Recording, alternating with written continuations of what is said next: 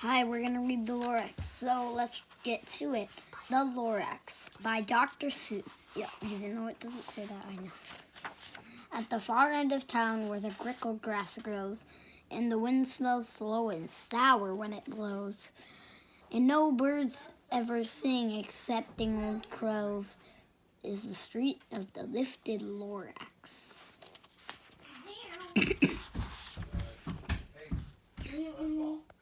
And deep in the grickle grass, some people say, if you look deep enough, you can still see today where the Lorax once stood as long as it could before somebody lifted the Lorax away. What was the Lorax and why was it there? And what was it lifted and why was it lifted and taken somewhere? From the far end of town where the grickle grass grows? Ask the old Onceler. The old Onceler still lives here. Ask him. He knows. You won't see the Onceler. Don't knock at his door. He stays in his lurkum on top of his store. He lurks in his lurkum cold under the roof, where he makes his own clothes out of Miff, Mufford, and Moof. And on special dank midnights in August he peeks out of the shutters, and sometimes he speaks and tells how the Lorax was lifted away. He'll tell you, perhaps, if you're willing to pay.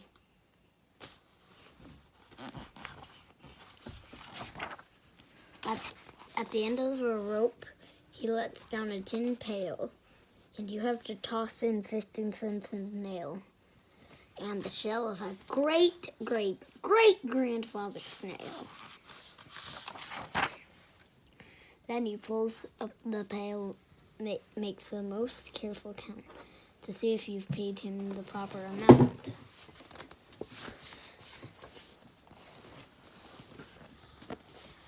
Then he hides what you paid him away in his snug, in his strange secret hole, his secret strange hole in his gravulous glove. Then he grunts, "I will call you by whisper-phone, for the secrets I tell you are for your phone." Slap! Down slips the whisper-phone to your ear, and the old Onceler's whispers are not very clear, since they have to come down through a snargly hose. And he sounds as if he had smallish bees up his nose. "Now I'll tell you," he says, with his teeth sounding gray, "how the Lorax got lifted and taken away. It started way back, such a long, long time back. Way back in the days when the grass was still green and the pond was still wet and the clouds were still clean, and the song of the swammy swans rang out in space. One morning I came to this glorious place, and I first saw the trees, the truffula trees, the bright-colored tufts of the truffula trees, mile after mile in the fresh morning breeze. And under the trees I saw brown barbaloots frisking about in their barbaloot suits as they played in the shade and ate truffula fruits. From the ripulous pond came the comfortable sound of the humming fish humming while splashing around. Onceler wagon. But those truffula trees. All my life I've been searching for trees such as these. The touch of their tops was much softer than silk, and they had the sweet smell of fresh butterfly milk. I felt a great leaping of joy in my heart. I knew just what I'd do. I unloaded my cart. In no time at all, I had built a small shop. Then I chopped down a truffula tree with one chop, and with great skillful skill and great speedy speed, I took the soft top and I knit it a sneed. The instant I'd finished, I heard a gazump.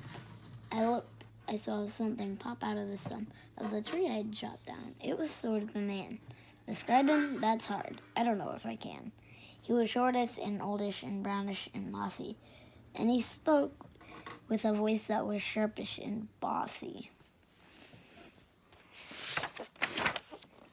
Mister, he said with a sawdusty sneeze, I am Lorax. I speak for the trees. And I speak for the trees have no tongues, and I am asking you, sir, at the top of my lungs. He was very upset, and he shouted and was, What's that thing you've made out of my truffula tuft? Look, Lorax, I said, there's no cause for alarm. I chopped down just one tree. I am doing no harm. I am being quite useful. This thing is a sneed. A sneed's a fine something that all people need. It's a shirt, it's a sock, it's a glove, it's a hat, but it has other uses. Yes, far beyond that. You can use it for carpets, for pillows, for sheets, or curtains, or covers for bicycle seats.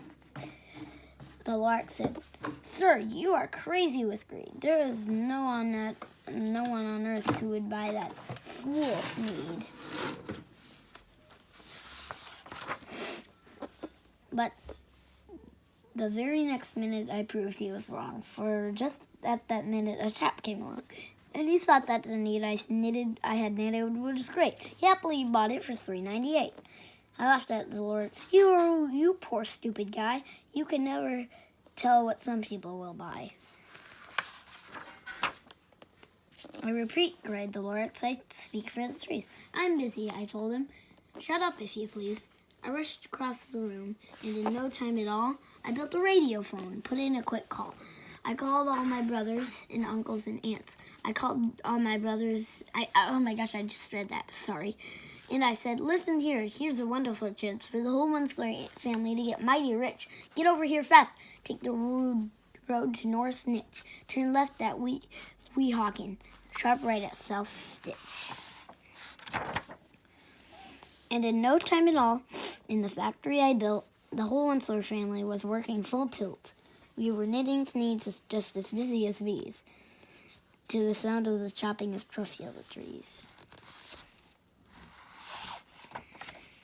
Then, oh baby, oh how my business did grow. Now chopping one tree at a time was too slow, so I quickly invented my super axe hacker, which whacked 4 truffula trees at one smacker. We were making sneeds 4 times as fast as before, and that Lorax, he didn't show up anymore. But the next week he knocked on my new office door. He snapped, I'm the Lorax who speak for the trees, which you seem to be chopping as fast as you please. But I'm also in charge of the brown barbaloots, who played in the shade of their barbaloot suits. It happily lived eating truffula fruits. Now, thanks to your hacking my trees to the ground, there's not enough truffula fruit to go round. And my poor barbaloots are all getting the crummies because they have gas and no food in their tummies. They love living here, but I can't let them stay. They'll have to find food, and I hope that they may. Good luck, boys, he cried, and he sent them away. I, the Onslers, felt sad as I watched them go. But business is business, and business must grow, regardless of crummies and tummies, you know. I meant no harm. I most truly did not. But I had to grow bigger, so bigger I got. I biggered my factory, I biggered my roast, I biggered my wagness, I biggered the loaves. Of the sneeds I shipped out, I was shipping them forth. To the south, to the east, to the west, to the north. I went right on biggering, selling my sneeds, and I biggered my money, which everyone needs. Then again, he came back. I was fixing some pipes when that old nuisance Lorax came back with more gripes. I am the Lorax, he coughed and he whiffed. He sneezed and he snuffled. He snarled, he sniffed. Once-lur, he cried with a crofulous croak. Once-lur, you're making so smogulous smoke. My poor swami swans, why they can't sing a note. No one can sing who has smog in his throat. And so, said the Lorax, please pardon my cough. They cannot live here, so I'm sending them off. Where will they go? I don't hopefully know. They may have to fly for a month or a year or to escape the smog you've smogged up around here. What's more, snapped the Lorax as Janitor was up. Let me say a few words about gluppity glup. Your machinery chugs on all day and all night without stop making gluppity glup, and also schloppity schlop. And what do you do with this left of you? I'll show you, you dirty old one-seller man, you. You're glumping the pond where the humming fish hummed. No more can they hum, for their gills are all gummed. So I'm sending them off. Other future is dreary. They'll walk on their fins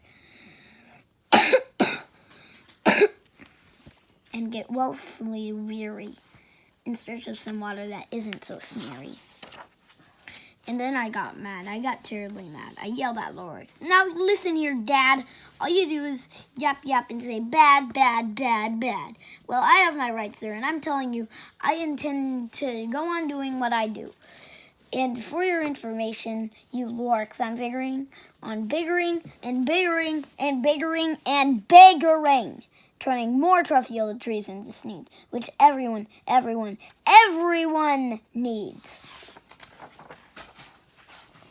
And at that very moment, we heard a loud whack.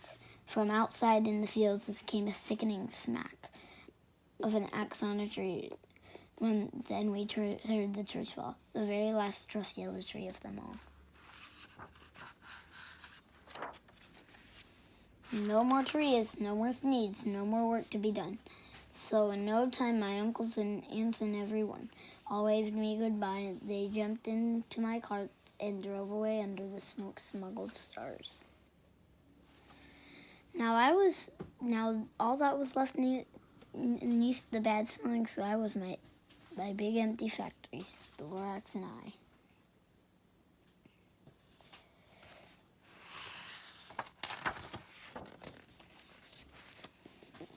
The Lorax said nothing, just gave me a glass. It gave me a very sad blackboard glance as he lifted himself by the seat of his pants. I'll never forget the grim look on his face when he seated himself and took leave of this place through a hole in the smog without leaving a trace. And all that the Lorax left here in this mess was a small pile of rocks with the one word unless. Whatever that meant, well, I just couldn't guess. That was long, long ago, but each day since that day, I've sat here and worried away. Through the years, while my buildings have fallen apart, I've worried about it with all of my heart. But now, says the Windsor, now that you're here, the word of the Lorax seems perfectly clear. Unless someone like you cares a whole awful lot, nothing is going to get better. It's not. So, catch, calls the Onceler. He lets something fall. It's a truffula seed. It's the last one of all. You're in charge of the last of the truffula seeds. And truffula trees are what everyone needs. Plant a new truffula. Treat it with care. Give it clean water and feed it fresh air. Grow a forest. Protect it from axes that hack. Then the Lorax and all of his friends may come back.